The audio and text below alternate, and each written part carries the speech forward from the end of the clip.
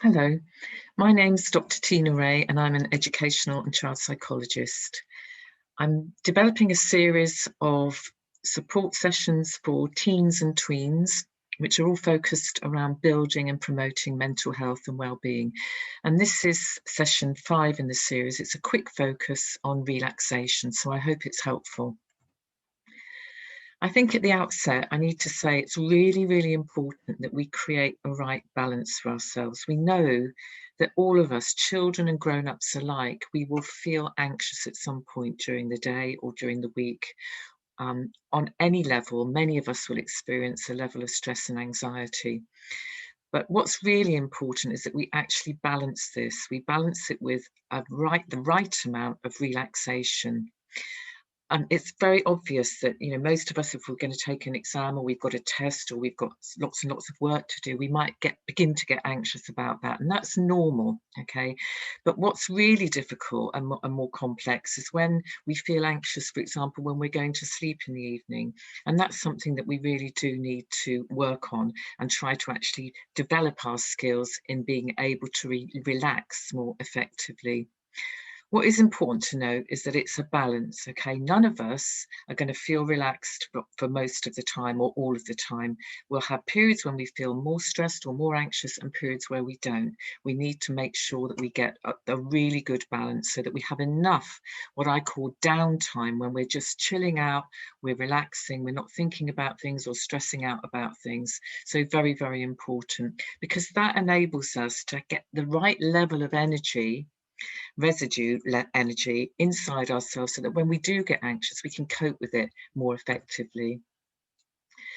We know that basically being anxious is really the direct opposite of feeling relaxed, okay? And what's important is that we begin to think about and understand and become more aware of what is happening in our bodies, okay? What are the symptoms that we experience when we're beginning to feel anxious so that we can do something about it? So very, very important that we know what those symptoms are. So if we look at the two lists on this next slide, you can see what the characteristics are like of someone who's feeling anxious. The other list in this next slide shows what the person who is feeling relaxed would actually be displaying in terms of their behaviour and the way their body feels. So if I'm feeling anxious, I might come across as being quite angry. And this is really important. Sometimes we can get upset with people because we think they're being angry and aggressive towards us. What we need to be very, very clear about is very often those people are feeling anxious, and anxiety often looks like anger.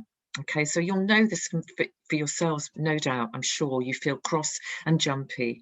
Okay, the opposite of that, of course, is that you're happy and you're calm. That's the relaxed state. When you're anxious, your heart may be beating faster. Definitely, you'd feel that. Your breathing might be shallower, much more at the top of your chest and quicker. You might feel quite sweaty. You might go pale or red. You might feel your muscles trembling, and you might have a stomach ache as well, or a headache that goes alongside this anxiety.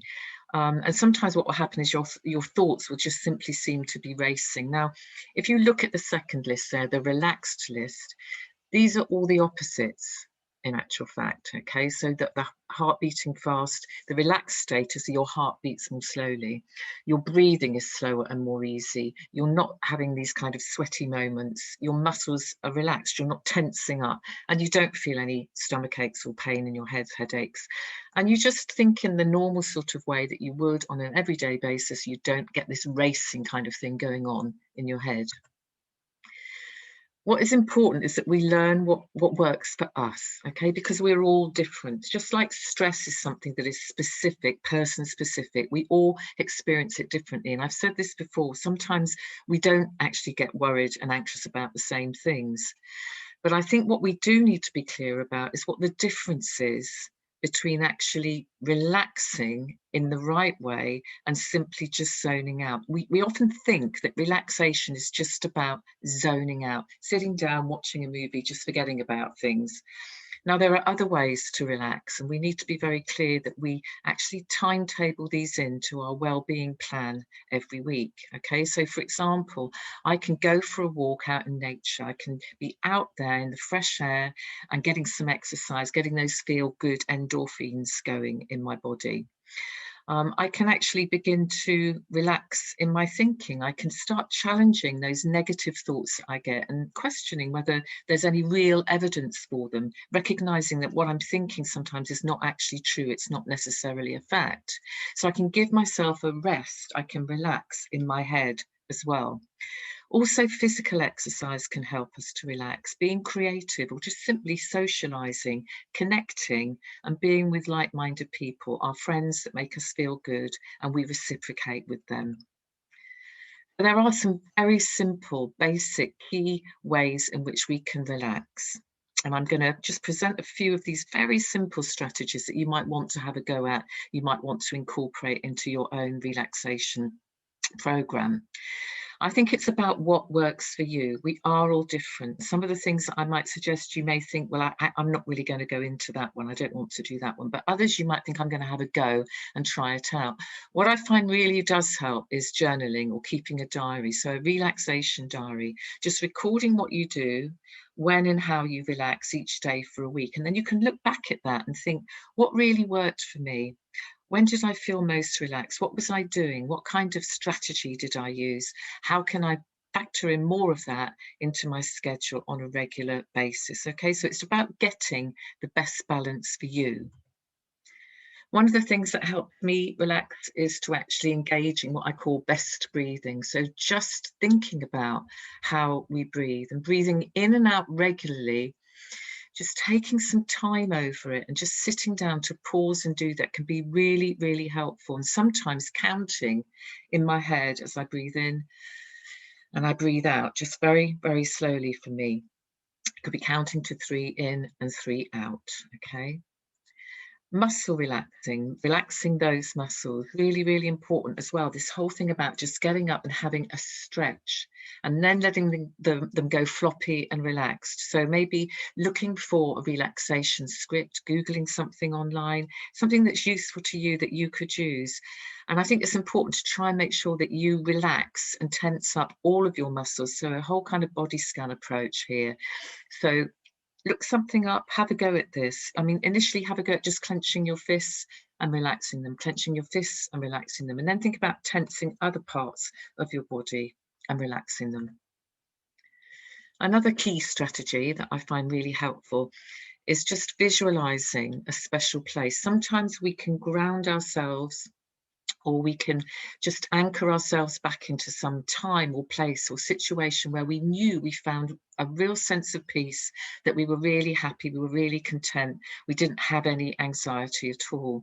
So it's a really helpful thing to do, just visualize somewhere that you would choose to go to relax. Okay, it can be imaginary, it can be real, and then draw that out on a blank page, create this for yourself so that you can actually make that visual concrete on with pen and paper, and think about all the different things that you would put in that special place that would make you feel relaxed. And then next time you begin to feel a wee bit anxious, you can take that out, that diagram, that drawing or painting, however you want to do it, and have a look at it again and get a sense of peace from that. Another key strategy that I find really helpful to relax in the moment is to actually engage in what we call grounding. So you might just stretch your arms over your head as if you're reaching up for the sky, shrugging your shoulders really tight into your neck and curling up into the ball as if you're a tortoise hiding in its shell. You could wrinkle your nose as if you're trying to get a bug off it. You're trying to get that ladybird to fly off, okay? Clench your jaw and then release it. Clench your jaw and then release it. You can imagine it's been raining and you've been standing now barefoot in the mud and you're really squishing your toes around, pushing them into the mud and wriggling your toes in your shoes. Have a go grounding. It actually takes your mind away from the thoughts that might be making you feel more anxious. So again, hopefully this has been useful. Please try some of the strategies, and if you want more resources, please go and look at my recovery toolbox of well-being, but make it your plan, what works for you, what you can do now, what you can do more of. in the future. Thanks for joining me again.